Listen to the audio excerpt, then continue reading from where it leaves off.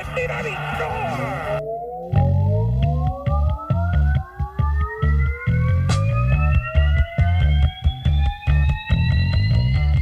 Ladies and gentlemen, your host for Score on WDEV is James Etherly. Hello, Vermont!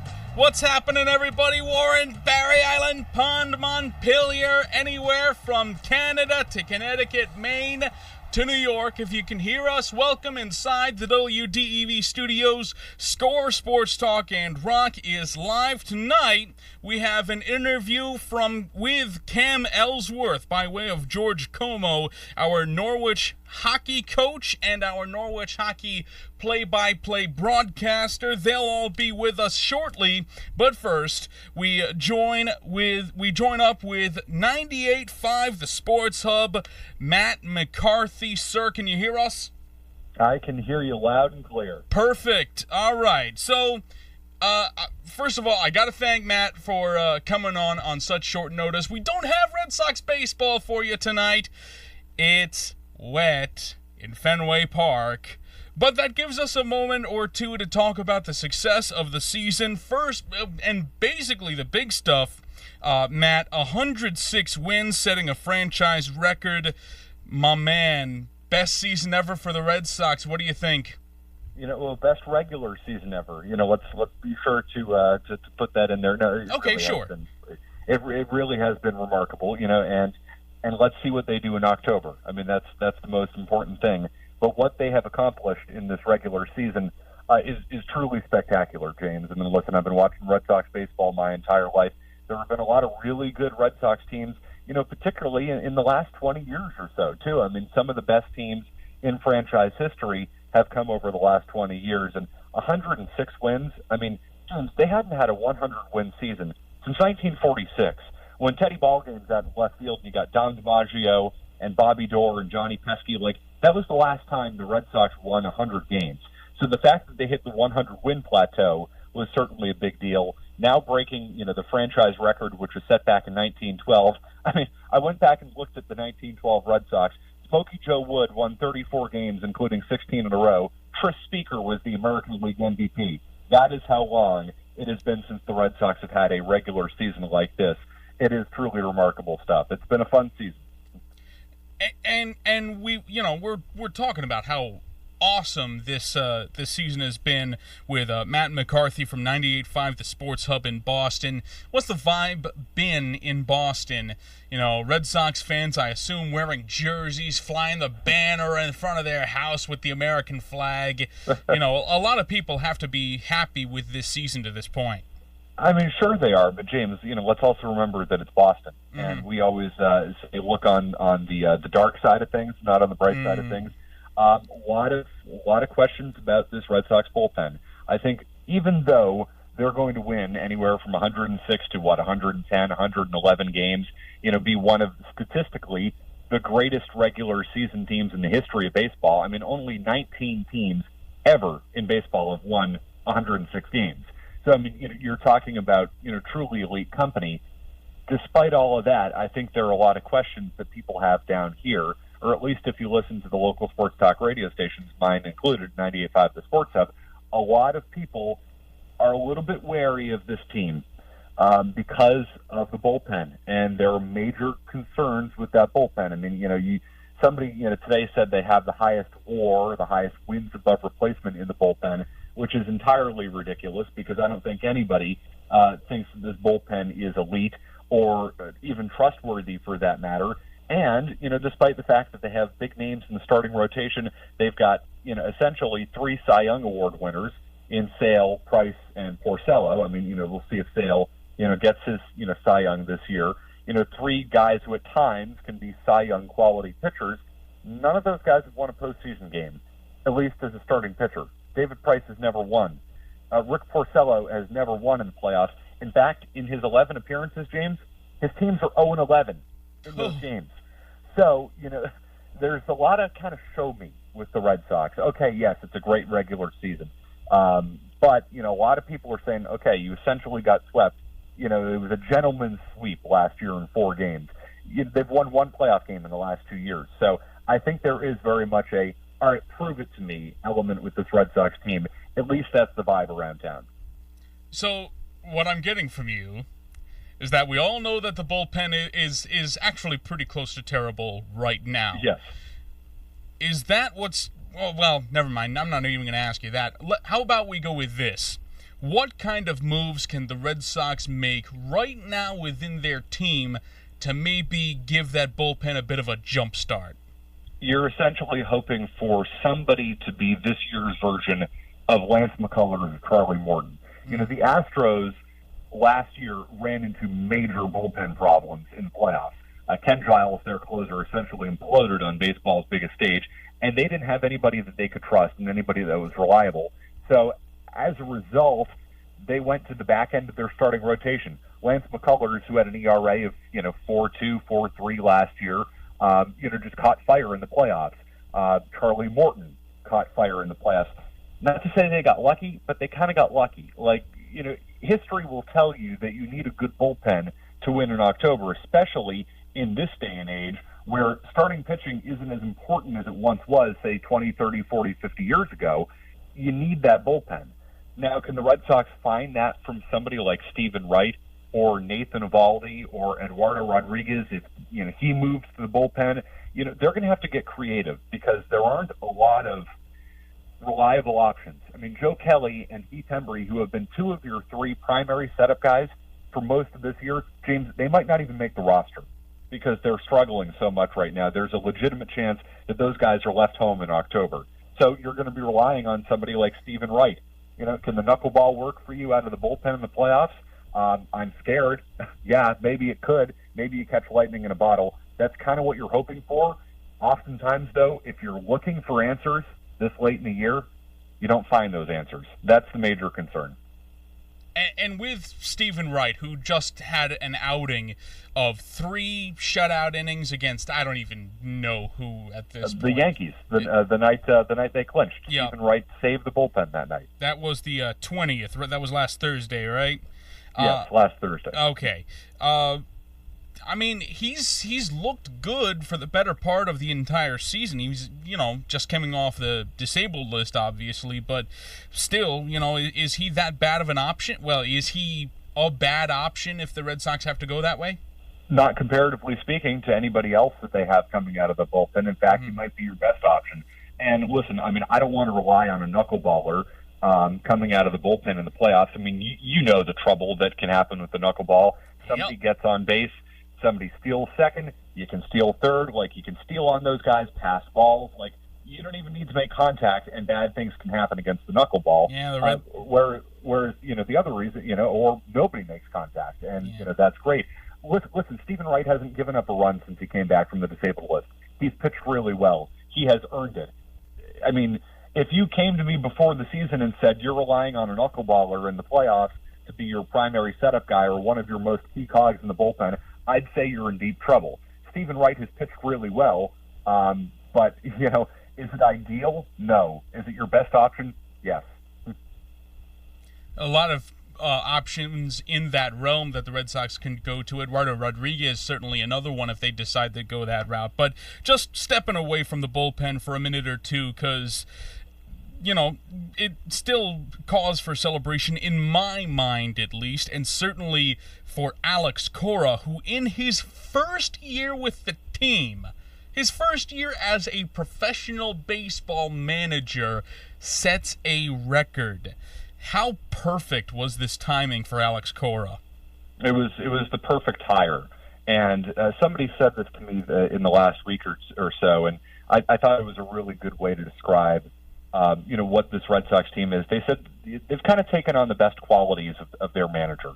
Cora is young, he's personable, he's bright, but he's just not. He's the exact opposite of John Farrell. Farrell was kind of an old school baseball guy. He was a little bit curmudgeon-y. The players didn't really relate to him, and Cora has come in and he's changed the culture. It seems to be a looser culture around the Red Sox, and it kind of felt like they tightened up in the last 2 playoffs. which maybe was a reflection on the manager in some ways. I mean, listen, you don't want to blame the manager for everything, although that's the easiest thing to do in sports. Blame the manager, blame the head coach. You have it. But it was clear that John Farrell had lost that clubhouse. And I think Alex Cora has come in and he set the tone right in spring training. And he has done a fantastic job with this Red Sox team. It was the perfect hire. Now, granted, let's see how he does in October, because has Alex Cora really had to in-game manage this team all that much this year? No, I mean, they've won 106 games. They've mashed the ball all season. They've had one of the best offenses in baseball. Like, you or I can manage the Red Sox if you're winning night in or night out. Let's see what happens. I would do it. I would do it too. Even though they say it's one of the toughest jobs in sports, I would give it a try. Let's put it that way. Yeah. But let's see what happens when the pressure's on. Let's see what happens when he needs to decide. Okay, is now the time to go to the bullpen? Is now the time to pull my starter? I'm going to need to play a matchup here. Should I pinch hit? Should I pinch run? Should I hit and run? Should I bunt? Let's see what happens when the pressure is on in October. When you're going up against experienced managers. A.J. Hinch won the World Series last year, granted with Alex Cora on his staff. Terry Francona, probably the best manager in baseball. We watched Francona 2 years ago manage circles around John Farrell, who had made 2 managerial stops. So let's see how Alex Cora looks when he's up against, the best in the league, some of the best managers in the league. We'll see how it works. I will say this, not acquiring a true eighth-inning guy was not fair to Alex Cora. Dave Dombrowski didn't do his first-year manager any favors, because Cora's going to have to figure it out, because there are no set or defined roles in the bullpen, because nobody has pitched well enough to take those roles. Let's see if Cora can figure it out in the playoffs. That's a lot to ask of a first-year manager, but he's going to have to do it. So there will be pressure on Alex Cora. There's no doubt about it. Last question regarding the Red Sox. Is anything other than a World Series win, does anything other than that make this season worth it for the Red Sox? So, it's an interesting question. I think the Astros are a really good team. I think the Astros still, despite the fact that the Red Sox have the best record of baseball, I think the Astros are the best team in the American League. If you lose in a 6 or 7 game, very competitive 6 or 7 game series to the Astros, I'm going to have a hard time calling this season a failure. If you get to the World Series and lose to the Cubs, who I think are the best team in the National League, is that season a failure? No, it's not. You lose in the first round, though, to a Yankees team that you're going to beat by 10 games in the division, or an Oakland A's team with essentially no starting pitching, whoever comes out of that wild card game, you better make it out of the first round this year. You better make it out of the LDS. The pressure's on, and after losing in the LDS, going 1-6 in the last 2 years in the ALDS, that's not good enough. So you better make the ALCS, and it better be competitive, no matter who you're playing. Well, we're talking with Matt McCarthy, 98.5 The Sports Hub in Boston. You do a bunch of stuff over there. I got to ask you about the Patriots, man. The New England Patriots had a rough game this weekend. Tom Brady with a quarterback rating under 37. First of all, was he really that bad? No, I don't think Brady was the primary problem Sunday night. Brady has nothing to work with at this point. Was he fantastic? No. But let's be honest. You saw the replays, particularly at the end of the game when they were focusing on how they were covering Rob Gronkowski. Mm-hmm. Double, triple covered. Yep. None of these other schlubs, these Cordero Patterson types, Philip Dorsett, Sony Michel, who was extraordinarily unimpressive in his second game. Nobody else could do anything. Listen, Brady has played plenty of bad games in the past. That was not exactly the thing that stood out to me on Sunday night. No help around him. And for the Patriots, they've lost to a couple of teams that for years now, they haven't really been all that great. When is it time to press the panic button? If you lose to Miami on Sunday and you're 1-3, you can seriously consider pressing the panic button. And I know, that sounds ridiculous. It's September. The Patriots get off to slow starts. They have for years now. The way they lost in Detroit on Sunday night was, I can almost excuse away the Jacksonville game. I mean, Jacksonville was in the AFC Championship game last year. They were at home. Jacksonville played really well. That's a great defense. Like, okay, that's what, if you had said at the beginning of the year, hey, the Patriots are going to lose to Jacksonville week 2, like, I don't think anybody would have been shocked. Losing to that Detroit team, a team that gave up 48 points to the Jets, and, the Jets team that just lost to the Browns, like, that was surprising on national television, and they were thoroughly outclassed by a Detroit team that I don't think is very good. There are some problems in Foxborough right now. Rob Gronkowski, after the game, admits, Bill Belichick tried to trade me. And, I mean, the fact that you would even hear that from a Patriots player is something else. We know about the tension that has existed behind the scene in Foxborough for a year now, really dating back to the Jimmy Garoppolo trade, when Bill Belichick did not want to move on from Jimmy Garoppolo, and the owner forced him to keep Tom Brady around, as they were both as Garoppolo was entering his contract year. Like, there are a lot of problems in Foxborough right now. And if they lose another game or two, and all of a sudden you're 1-3, say 2-4, something like that, listen, you never want to count the Patriots out, but there's something a little bit different about this year, James, with all the tension that has surrounded that team. And it's not just the tension, it's the talent, too. The talent they are lacking on the defensive side of the ball. I mean, that is obvious. They look slow. They don't look like, they can really keep up with even mediocre offenses in Detroit and Jacksonville. And, even on the offensive side of the ball, too. Like, Tom Brady doesn't have a lot to work with. We've seen bad starts before. This is a bad start, and there's reason for concern. Could Josh Gordon and Julian Edelman, could them coming back to, for Gordon, could him coming to the Patriots and Edelman coming back, could they really do that much to help the Patriots? Absolutely they could. But the question is, will they? Mm-hmm. Julian Edelman is one hell of a player. I mean, we know that, and we know that he's Tom Brady's thinking. Third and got to have it. Third and, this is the game. Tom Brady is looking for Julian Edelman, and we've seen that happen a million times before. He trusts nobody more than Julian Edelman. He's also a 32-year-old slot receiver who's coming off a torn ACL and got popped for steroids. So he's off the juice now, in theory. So is it a guarantee that Julian Edelman is going to come back and perform? I mean, I would like to think so, but I don't think that's any guarantee. And Josh Gordon, we know his talent. Can he stay on the field? He's had substance abuse issues. He's had mental health issues. There's a reason why Cleveland just up and traded him. He was not on the field on Sunday. He was inactive for the game. Belichick has been very coy about that. Like, you can't count on Josh Gordon. If he's out there and, he's still the player that he was in 2013, he'll have a huge impact. This guy has played 11 games in the last 4 years due to a variety of problems and issues, none of which have to do with health or performance. So, again, kind of an unreliable solution there. If it works, great. It's a home run, and the Patriots' offense will be phenomenal. It's one of those things you can't count on yet, and that's the concern. There's a lot of uncertainty there. High ceiling, a lot of potential, absolutely, but a lot of uncertainty, too, with those potential fixes of this Patriots offense. Matt McCarthy, 98.5, the Sports Hub in Boston, also the host of 98.5's Hardcore Baseball, a real friend from Ithaca. Matt, thank you so much for joining us, my man. James, always good to be on with you up in the Green Mountains. We'll be in touch, bud.